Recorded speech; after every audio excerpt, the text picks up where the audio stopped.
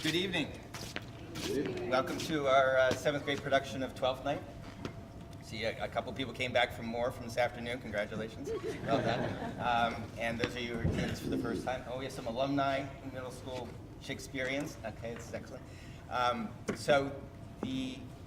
see, what do I want to say? I have a message from Teacher Nancy who wants you to know that this is available on Local Live, that you can watch it again if you want to. And you can find that on the Westtown webpage, or I think in one of the emails that she may have sent out. So it's there. Also, there will be photos available on SmugMug from this afternoon's performance that were taken by our staff photographer. So those should be pretty good. This is a play that's been produced many times at Westtown. I am pretty sure that there have been Shakespeare productions at Westtown for well over 100 years and arguably for 200 years. And though Quakers are perhaps a little slow to get into the theater thing in the old days, but they've embraced it with a band. And recently, the last 24 years, we have had 9 Shakespeare festivals in middle school. Started, I should say, by Betsy Swan, who's sitting there in the middle of that right there. And so this is one more time. I hope you really enjoy it. These kids have worked really hard. I'd like to single out one of them, Giacomo, who plays the Duke. And he came on board less than 3 weeks ago, in a pinch, and he has done a phenomenal job and brought all sorts of enthusiasm to the rest of the players. So enjoy the show.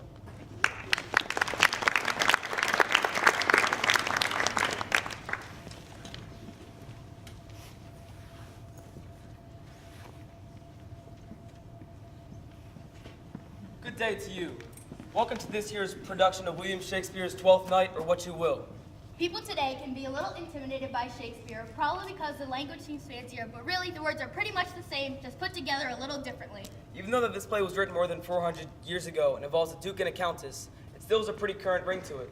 Yeah, we have refugees washed up on a foreign shore. See how they get treated. We have people keeping secrets. And others believing lies. We have true love. Or maybe just miscommunication between the sexes. With a dose of misunderstanding about gender identification. We have music and carousing to forget our worries. And some joker always trying to put a better spin on things. Now, because we've taken out a few lines from the original, we're going to give you a brief synopsis and introduce some of the characters. Meet Viola. She gets separated from her twin brother Sebastian. During a shipwreck, and they each think the other has died. Thinking she is all alone in the world, and to make the plot more complicated, of course, she dresses as a man during the play. She takes on the name of Cesario so that she could be a servant to the Duke Orsino.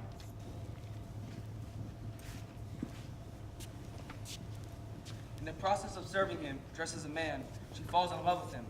But he thinks she's a man, so he's not interested. Meanwhile, Orsino is in love with Olivia, the Countess. She will have none of him because during the course of the play has been fooled by Viola's man disguise and fallen in love with her. Well, him. Well, whatever. Have you lost anybody yet? It's the classic love triangle. I love you. I love you. I love you. You have to watch the play to see how it all unravels. Holding the whole play together is the fool, jester, and court musician, better known as Feste. This is not the only Shakespearean play, or even real-world situation, where the fool has more wisdom than their betters. Very true. Meanwhile, there's the famous Shakespearean parallel plot taking place among other characters. Sir Toby is Olivia's drunk cousin. He has a drinking buddy, Sir Andrew.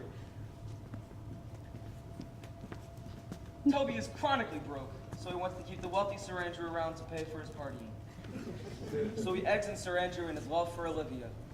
Together with Maria, Olivia's servant, they plot against Olivia's steward, Malvolio, whom they dislike. He's very stuck up and self-important. I resent that remark. They plan a letter to make him think that Olivia loves him. Which I don't. I resent that remark. Plot thickens. Sir Toby tricks Sir Andrew into fighting a duel against Viola/Cesario. And I am a lousy fighter. It all works out in the end. Do I get to marry Olivia? No, I get to marry Olivia. Don't be ridiculous. I get to marry Olivia. Time will tell. Let the play begin. Players, places.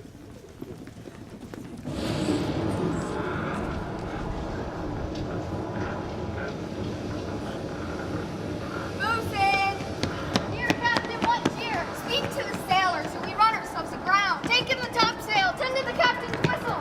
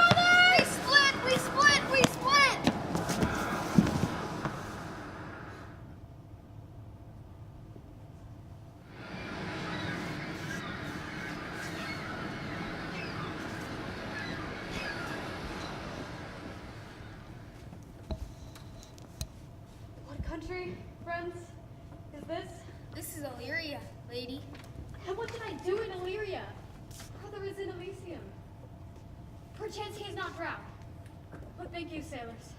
It is perchance that you yourself were saved. My poor brother. And so perchance may he be. True, madam. After our ship did split, I saw your brother bind himself to a strong mast that lived upon the sea, and held acquaintance with the waves as long as I could see. For saying so, there's gold. Knowest thou this country? Aye, madam, well, for we were bred and born not 3 hours' travel from this very place. Who governs here? A noble duke, in nature as a name, What is the name? Orsino. Orsino. I'd heard my father name him.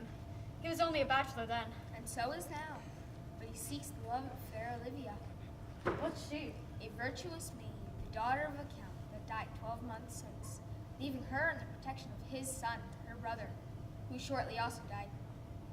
And for whose love, they say, she hath forsworn the company and all sight of men. Oh, that I served that lady and might not been delivered to the world till I'd made mine own occasion mellow. She will admit to no kind of suit, not even the duke's. Conceal me what I am, and be my aid. For such disguise shall happily become the fore of my intent. I'll serve this duke, thou shalt present me as a eunuch to him. Be you his eunuch, and you will be. When our tongues blab, let our eyes not see. I thank you. Lead me on.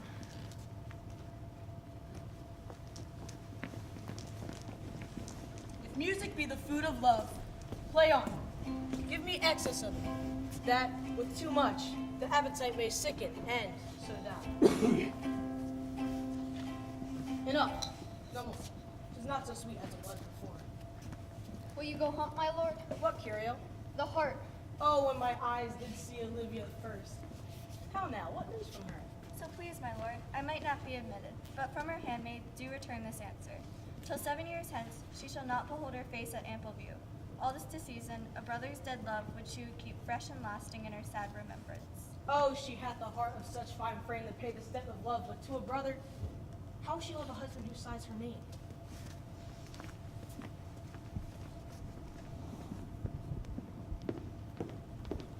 What a plague means my niece to take the death of her brother thus. By my troth, Sir Toby, you must come in early o' nights. You must confine yourself within the modest limits of order. Confine. I'll confine myself no finer than I am.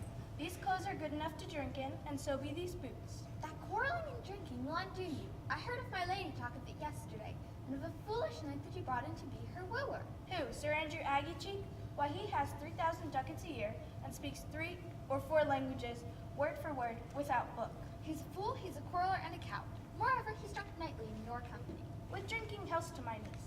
I'll drink to her as long as there's a passage in my throat, and drink in Illyria. Here comes Sir Andrew Agueface. Sir Toby Belch. How now, Sir Toby Belch? Sweet Sir Andrew. Bless you, fair shrew. And you too, sir. Good lady, do you think you have fools in hand? Sir, I have not you by the hand. Oh, knight, when did I see thee so put down? Faith, I'll home tomorrow, Sir Toby. Your niece will none of me. The Count himself here hard by woos her. She'll none of the count. Tuck there's life in it, ma'am. Very well, I'll stay a month longer then. I delight in masks and revels. Art thou good at these kickshaws, knight? As any man in Illyria. What is thy excellence? Faith, I can cut a caper, and I think I have the back trick simply as strong as any man in Illyria. Let me see thee caper. Ha! Higher! Ha! Ha! Excellent! Shall we set about some revels? What shall we do else?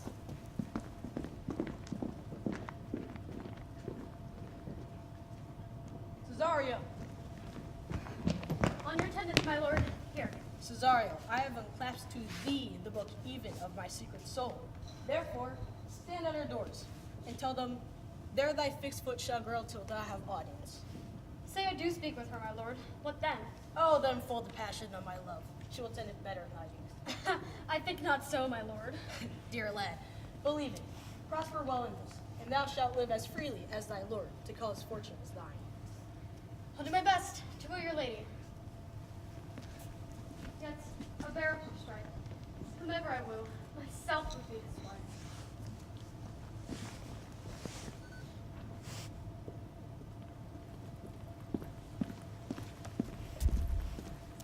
Fool, tell me where you have been. My lady will hang thee for thy absence. Many a good hanging prevents a bad marriage. Peace you rode.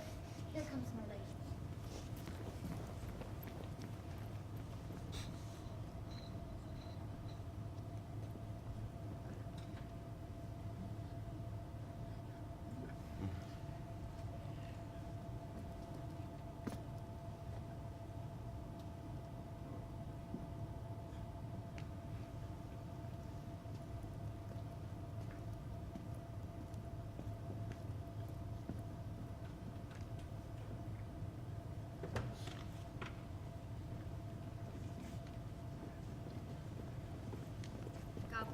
lady.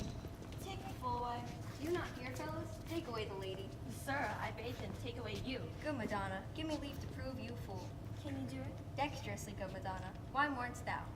Good fool, for our brother's death. I think his soul is in hell, Madonna. I know his soul's in heaven, fool. The more fool, Madonna, to mourn for your brother's soul being in heaven. Take away the fool. What think you of this fool, Malvolio? Infirmity that decays the wise doth ever make the better fool.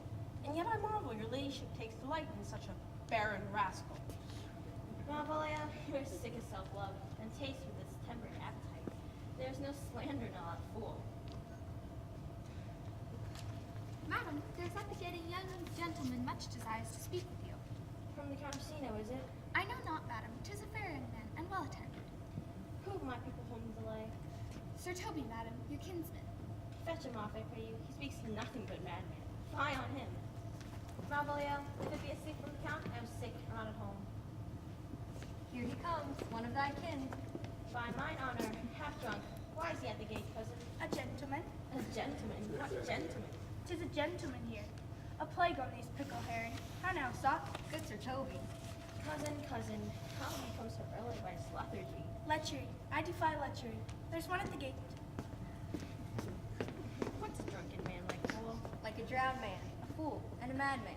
One draught too many makes him a fool. The second mads him, the third drowns him. Go down, seek the corner, and let him sit on my coast, for he's in the third degree of drink. He's drowned. Go, look after him. He's but mad yet, Madonna. The fool shall look to the madman. Madam, yon young fellow swears he'll speak with you.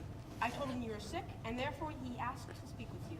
I told him you were asleep, and he seems to have foreknowledge of that too, and therefore comes to speak with you. What is to be said to him, my lady? Tell him you should not speak with him. He has been told so, and he says he'll stand at your door like a sheriff's post and be the supporter to a bench, but he'll speak with you. Of what personage in years is he? Not old enough for a man, nor young enough for a boy. One would think his mother's milk were scarce out of him. Let him approach. You know, Del, I once worked here as an embassy.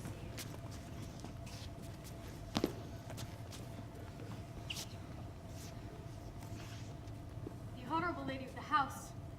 Which is she? Speak to me. I sent for your will.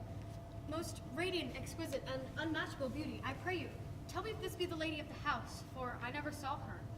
I would be loath to cast away my speech, for besides that it's excellently well penned, I have taken great pains to con it.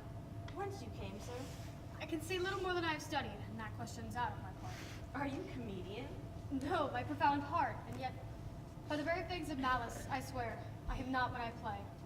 I will on with my speech in your praise, and then show you the heart of my message. Come to us important. I forgive the praise.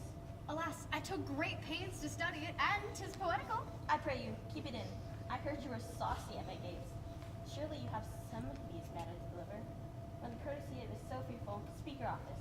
It alone concerns your ear. You began rudely. What are you? The rudeness that hath appeared in me have I learned in my reception here. Look, what I am is as secret as maidenhead. To your ears, divinity.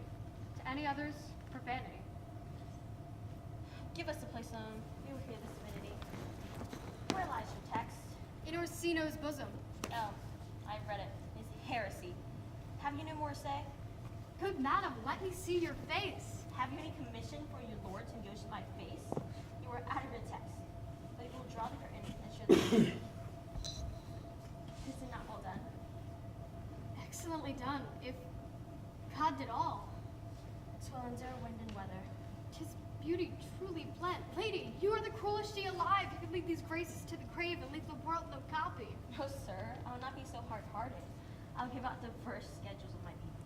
It shall be inventoried, every particle and utensil labeled to my will. Eyes item, 2 lips indifferent red. Item 2 great eyes, listen them. Item 1 neck, 1 chin, and so forth. Were you sent hither to praise me? I see what you are. You are too proud. But if you were the devil, you are fair. My lord and master loves you. Your lord does know my mind. I cannot love him. If I did love you in my master's flame, in your denial, I would find no sense. I would not understand it. Why? What would you?